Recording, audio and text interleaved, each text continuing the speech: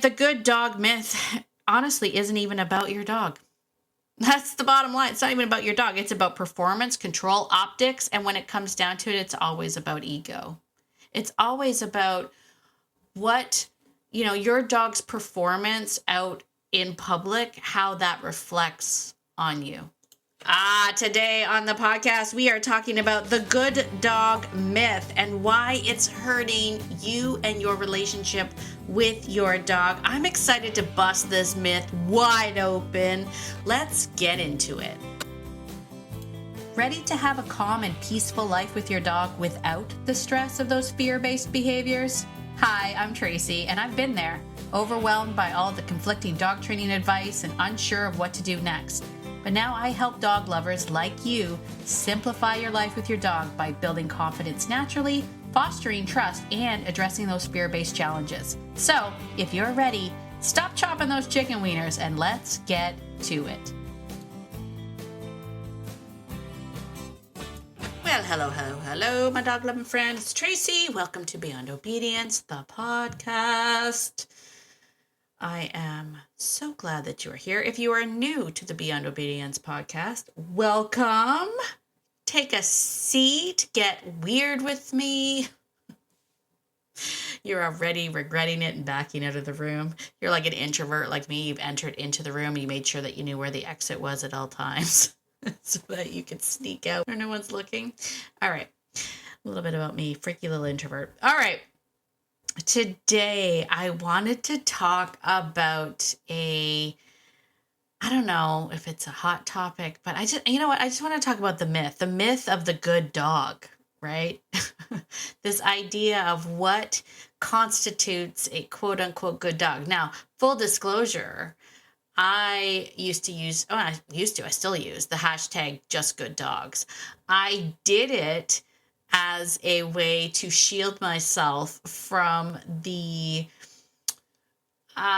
critical eye of dog trainers, if I'm being honest.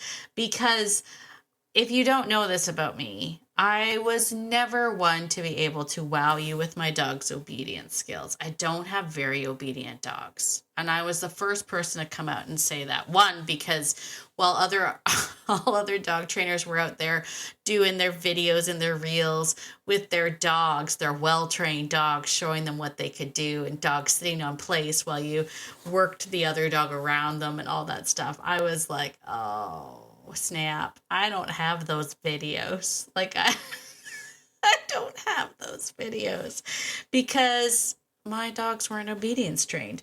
And hey, like you, I struggled for a very, very long time with this, label of failure on my heart. Sometimes it felt like it was on my forehead. So if you thought that you were a failure just as a dog owner, imagine how I felt as a dog trainer with the untrained dog. I felt like I should just brand it as the untrained dog trainer. You know what I mean? And maybe I still will. Maybe I still will. So I used to just I'd hashtag my stuff and be like, hashtag just good dogs. And I would kind of backpedal a little bit and be like, yeah, well, they don't have an epic recall, but I can take them everywhere and they're good with other dogs and they're good with people and they're good with blah, blah, blah, blah, blah. And you know what? Actually, I can remember the one day I went out on a pack walk. It wasn't my pack walk. I went on another, someone else's. I joined another pack walk just for the walk, to be honest with you. I was just going for the walk. And what amazed me about this pack walk was that the trainer's dog was incredibly well trained, very well trained dog. And I mean, exceptionally well trained dog, jealous a little bit, how well trained it was at the time. But it had to wear a muzzle because it wasn't good with other dogs. And I remember going, if I had to choose, listen, I want to say no shade to that, as maybe a little shade. Not really. Okay, I'm backpedaling because I never want to hurt people's feelings. But at the end of the day, I was like, if I had to choose between a really well-trained dog, and my dogs who weren't necessarily well-trained, didn't have rocket sits, didn't do that in-between thing. They certainly didn't do that fancy jazzy heel. The heel, I don't even know what it's called. The heel where the dog is like looking up at the person and they're kind of extending their legs out. It's probably called something fancy. It's like dressage for dogs. I don't know. My dogs don't do that. But if I had to pick one or the other, I would be like, I'd still pick mine. I'd still pick my dogs, hands down. I'd much rather have a dog that maybe it isn't that fancy, but I don't necessarily muzzle them if I'm in a pack of other dogs. Now, okay, now I feel like I'm going to get myself in trouble. There's no shade in muzzles. There's no shade in muzzles. Muzzles are great and all of that stuff. Please don't misunderstand me.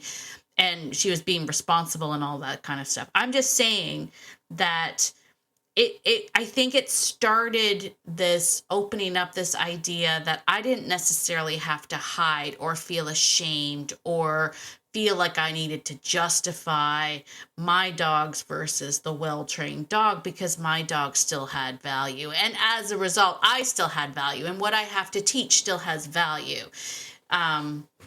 As you can see, as a slight undertone, I'm still struggling with imposter syndrome.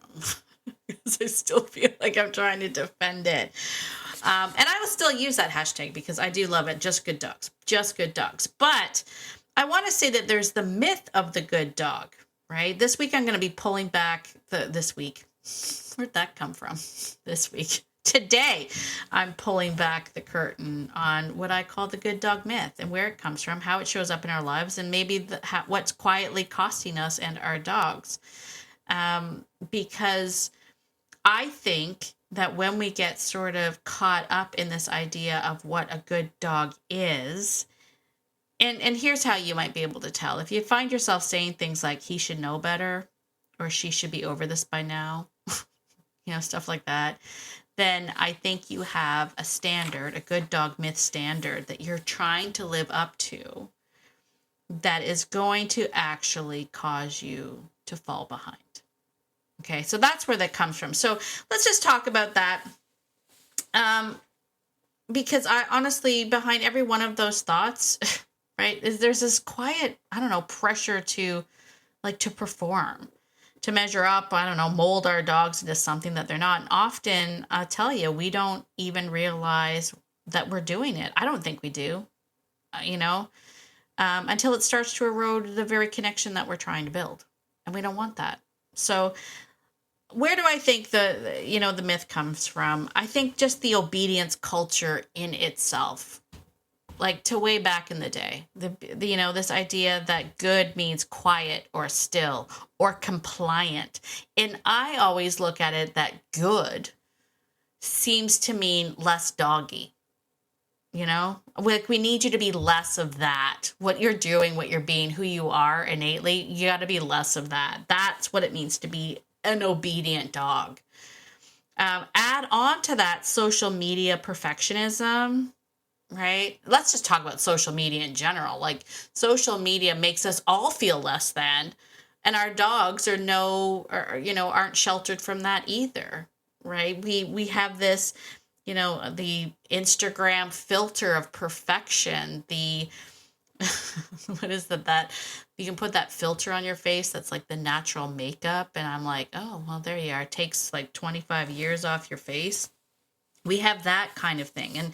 And then we're, of course, looking at like polished trainer reels where they're just like showing like, this is what the dog was like before and this is what it's like now. And this perfection walk that it should be without really showing. Some of them aren't showing the messy middle. Like, let's be real. They're not showing the messy middle or how they even got there. But they're putting so much focus on this idea of ideal perfectionism at the end. And maybe you're someone that's struggling with external pressure, like from friends or family. So everybody, I find like everybody's got an opinion on how your dog should behave or what dog training looks like. Kind of like how to raise your kids. You don't get to decide what your actual beliefs or standards are. right? The good dog myth honestly isn't even about your dog. That's the bottom line. It's not even about your dog. It's about performance, control, optics. And when it comes down to it, it's always about ego. It's always about what, your dog's performance out in public, how that reflects on you. That's what it ends up being about. But what does it look like in real life? It looks like constant corrections, micromanaging, probably some overscheduling.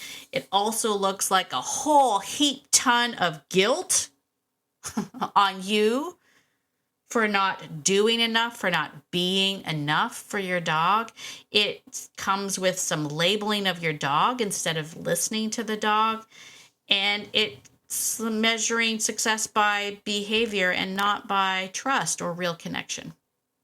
That's the cost of it, right? It's also costing us probably some suppressed behavior.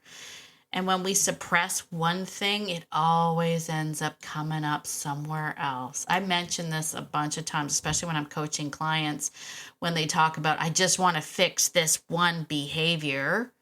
And I'm like, that's just going to show up somewhere else. You can get that quick fix if you want. You can get that quick fix, that leash correction, that training technique that will help you fix that particular thing. But I'll tell you right now, it'll come up someplace else. Sometimes we'll see that all of this costs us the dog that shuts down, doesn't want to do it anymore. Humans feeling like they're always failing, and a loss of joy. Right? It's no damn fun. Right? And here's the bottom line, honestly, an obedient dog isn't always a happy dog. Right? That's what it comes down to. An obedient dog isn't always a happy dog.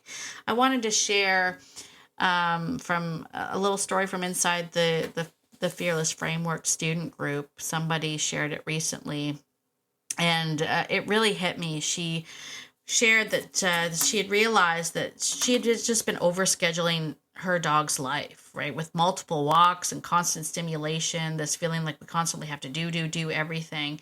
And not because her dog needed it, but because they were afraid of being a bad dog owner. That's what it comes down to. That's what the industry's doing to you. And then one day she skipped a walk because life happens, right? And she feared like what was going to happen if she skipped this one walk, this schedule of stuff that she constantly was doing, this constant exhausting life of constantly doing everything with their dog. And guess what happened? Nothing. Nothing happened. The dogs just napped and the world went on. Like life continued on and everything was okay. Because the truth was this, the pressure was never coming from the dogs. The dogs weren't the ones that were expecting all of these things. It was coming from the belief system and a training culture. It was literally coming from a myth. It was literally coming from a myth. So we're going to have to reframe some things, I think. We're going to have to just reframe some things. I originally thought, I think we have to let go of this idea of a good dog, but I don't think that's it, because I still use the hashtag just good dogs. Mind you, I put the just in there. They're just good dogs. They're not obedient. They're not going to wow you. They're just good dogs. They're just good dogs. But I have a definition in my mind of what a good dog is. And to me, a good dog isn't necessarily a dog with a impeccable down or can stay on place command until they're told not to. That, to me, isn't really a good dog. To me, is a good dog.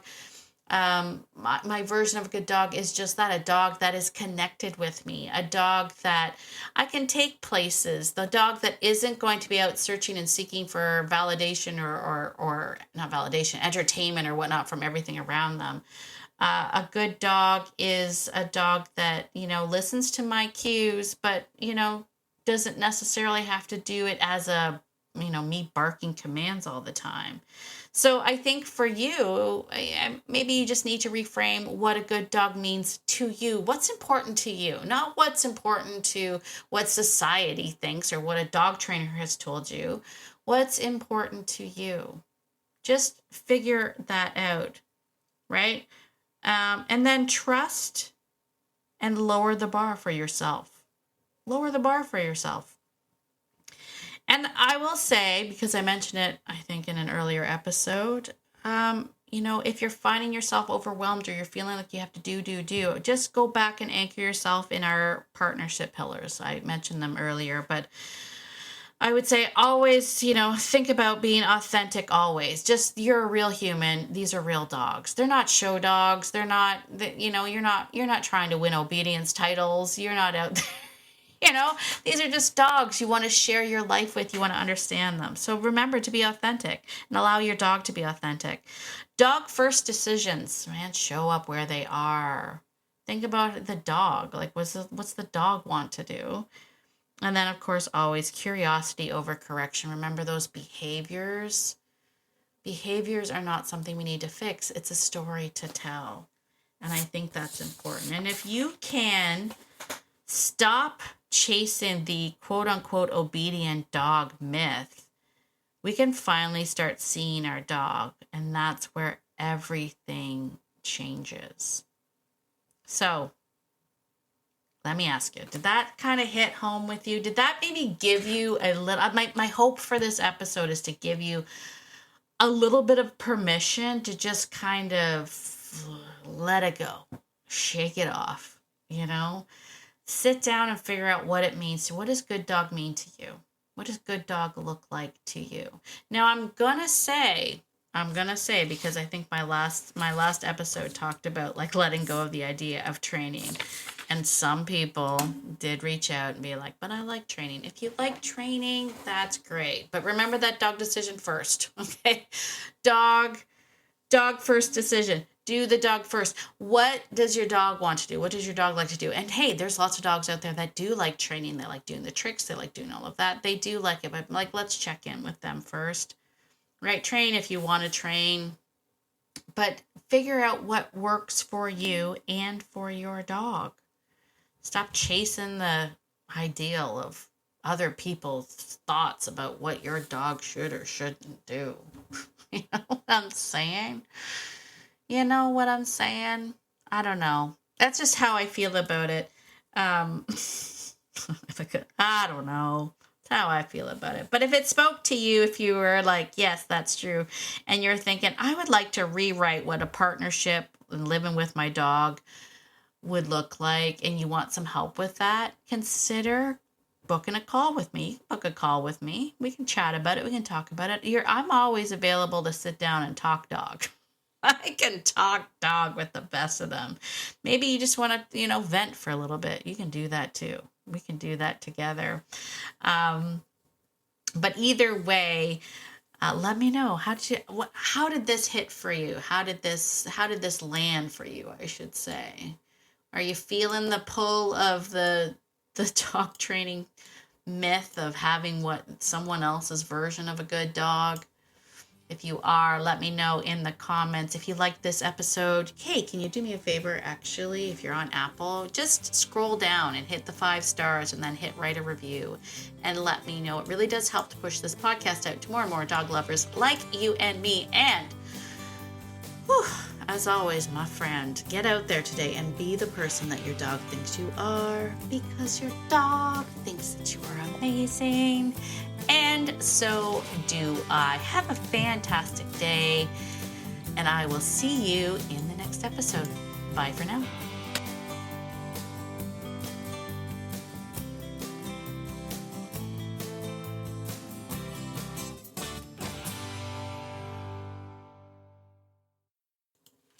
And one more thing, this podcast is meant for entertainment and education purposes only and is not meant to replace hands-on professional training.